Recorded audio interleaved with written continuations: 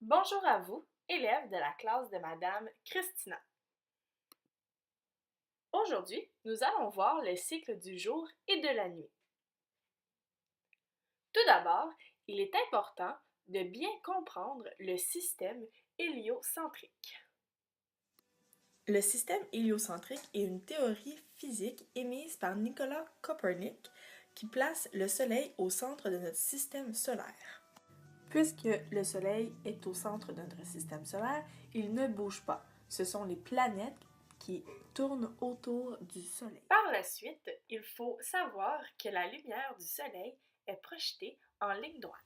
Il est bien important aussi de comprendre, puisque le Soleil est au centre de la Terre et qu'il ne bouge pas, son rayonnement est fait en ligne droite. Donc, le Soleil ne peut pas éclairer toute la surface terrestre en même temps. Donc, lorsqu'il y a une partie qui est éclairée par le Soleil, l'autre partie de la Terre est dans l'obscurité totale. Nous allons maintenant voir la rotation. La rotation est un phénomène d'un astre qui tourne sur lui-même. Donc, lorsqu'on parle de la rotation de la Terre, cela signifie que la Terre tourne sur elle-même. Le temps que la Terre fasse un tour complet sur elle-même est d'une durée de 24 heures. Donc, la rotation de la Terre est d'une durée de 24 heures.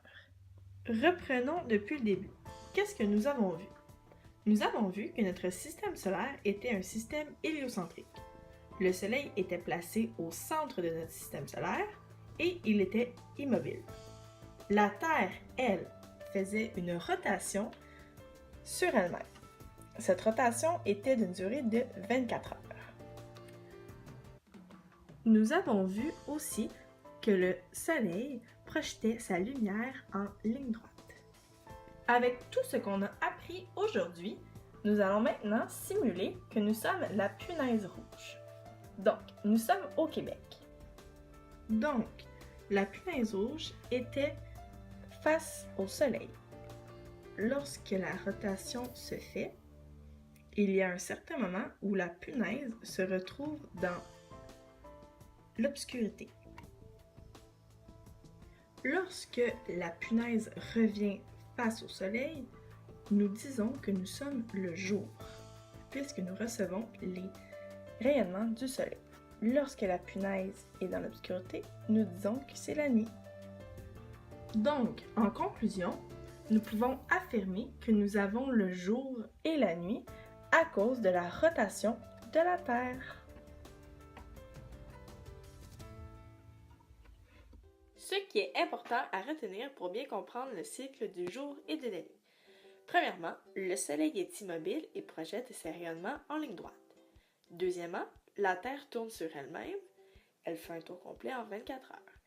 Et pour terminer, il y a une partie de la surface de la Terre qui est dans l'obscurité puisqu'elle ne reçoit pas les rayonnements du Soleil. Cela conclut donc la leçon d'aujourd'hui. Merci beaucoup d'avoir écouté et j'espère que vous comprenez maintenant pourquoi nous avons le jour et pourquoi nous avons la nuit.